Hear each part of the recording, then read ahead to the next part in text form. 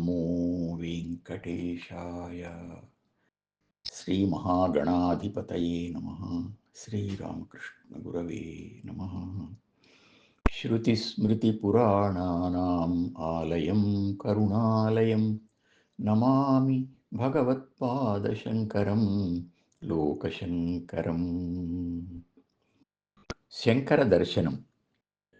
శంకరుల దిగ్విజయ యాత్ర జరుగుతున్నప్పుడే శంకరుల శిష్యులు అద్వైత ప్రచారంలో భాగంగా గురువుగారు రచించిన గ్రంథాలకు వివరణ రూపంగా కొన్నింటిని, స్వతంత్రంగా మరికొన్నింటిని అమూల్యమైన గ్రంథాలను రచించారు.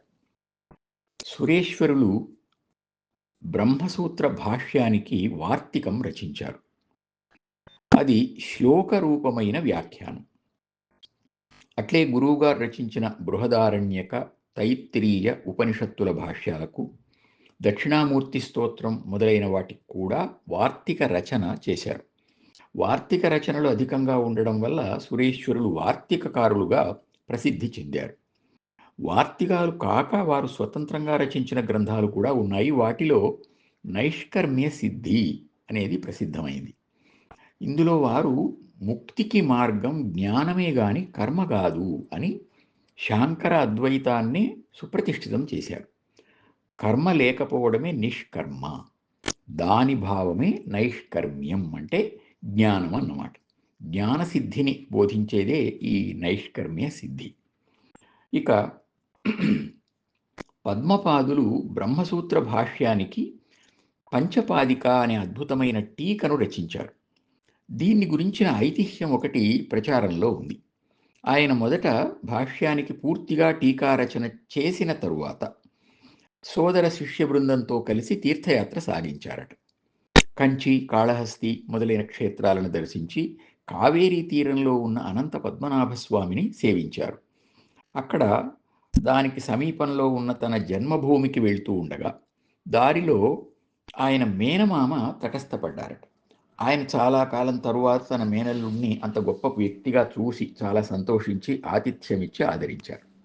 పద్మపాదుల రచనను చూచి అతని మేధాశక్తికి మెచ్చుకున్నారు. అయితే ఆయన ప్రాభాకర సంప్రదాయానికి చెందిన పూర్వమీమాంసకుడు, అంటే మండన మిశ్రుల్లాగా కర్మవాది అన్నమాట. కర్మ మార్గాన్ని ఖండించే ఈ గ్రంథాన్ని చూచి ఆయన బాధపడ్డాడు. పద్మపాదుల వారు తమ గ్రంథాలన్నింటినీ మేనమామ గారి సంరక్షణలో ఉంచి రామేశ్వరం వెళ్ళారట. గ్రంథాల్లో ఉన్న సిద్ధాంతాన్ని ఎదుర్కొనలేని ఆ మేనమామ వాటితో కూడా తన ఇంటిని తగలబెట్టించి అది ప్రమాదవశాత్తు జరిగింది అని ప్రజలను నమ్మించారట. రామేశ్వరం నుండి తిరిగి వచ్చిన పద్మపాదులు ఈ వార్త విని హతాశులయ్యారు. అయినా నిగ్రహించుకొని అప్పుడు కేరళ దేశ పర్యటనలో ఉన్న శంకరుల దగ్గరికి వెళ్ళి విషయం విన్నవించి బాధపడ్డారట.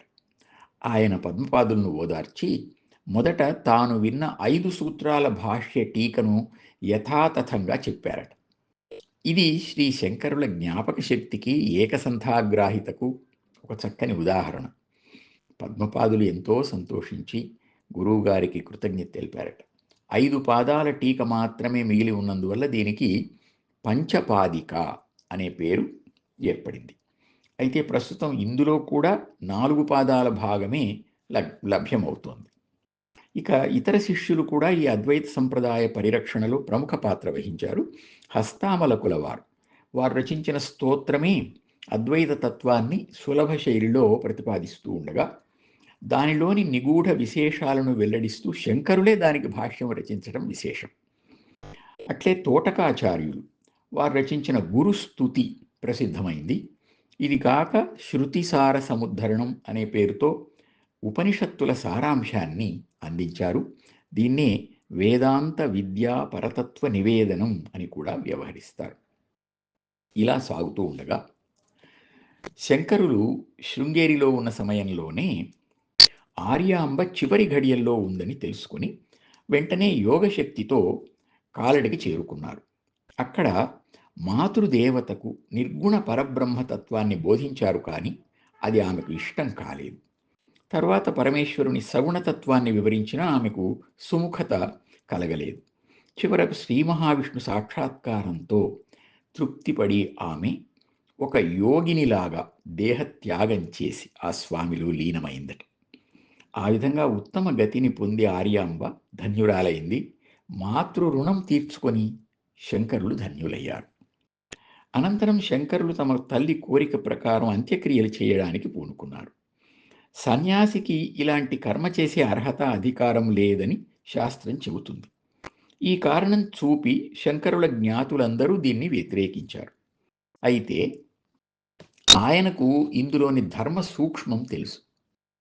సత్యము, శాస్త్రము అనే రెండు అంశాలలో సత్యం గొప్పది అని వృద్ధాచారం వల్ల తెలుస్తోంది. సత్యం అంటే చెప్పిన మాట పైన నిబద్ధత కలిగి ఉండడం.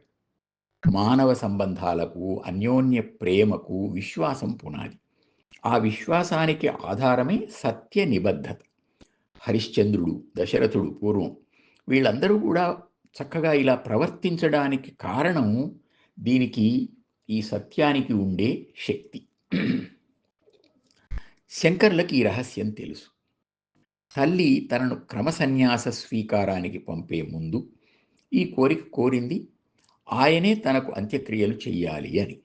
ఒక విశాల ప్రయోజనం నిమిత్తం ఇది శాస్త్ర విరుద్ధమని తెలిసినా అప్పుడు తల్లికి మాట ఇచ్చారు. ఇప్పుడు దాన్నే నెరవేర్చాలి అని అనుకున్నారు.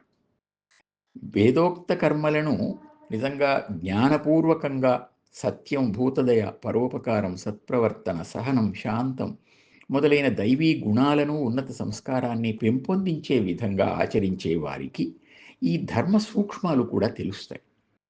శంకరుల జ్ఞాతులు కేవలం కర్మిష్ఠులు. అందువల్ల ఈ సత్య రహస్యం గుర్తించలేకపోయారు. వారు వ్యతిరేకించారు. శంకరులు ఆనాటి సమాజంలో ఉన్న ఈ మొండితనాన్ని, మూర్ఖత్వాన్ని సంస్కరించదలిచారు.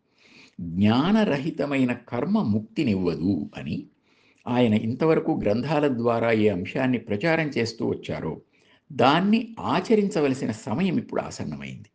తన స్వగ్రామంలో తన వారందరి వ్యతిరేకతను ఎదుర్కొని ఆయన తల్లికిచ్చిన మాటను నిలబెట్టుకున్నారు. తల్లి దహన సంస్కారానికి జ్ఞాతులెవ్వరూ అగ్నినివ్వలేదు. అప్పుడు శంకరులు తన తల్లి కుడి చేతిని మథించి అందులో నుండే అగ్నిని ఉత్పాదించారట.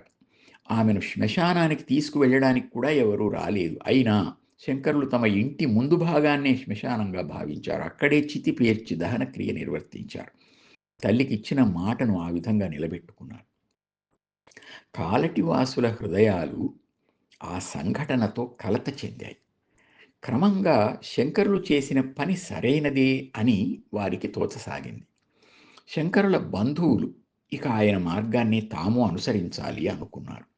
అందుకు గుర్తుగా ఆయన చేసిన పద్ధతిలోనే తమ ఇంటి ముందు భాగాలలోనే దహన క్రియలు నిర్వహించసాగారు.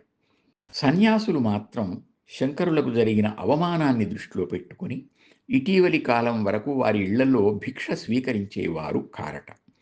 అయితే పశ్చాత్తాపమే పాప పరిహారం కనుక కొన్ని సంవత్సరాల క్రితం శంకర పీఠాధిపతులొకరు పై కట్టుబాట్లను తొలగించి సాధారణ పరిస్థితులను ఏర్పరిచారు. ఓం నమో వెంకటేశాయ.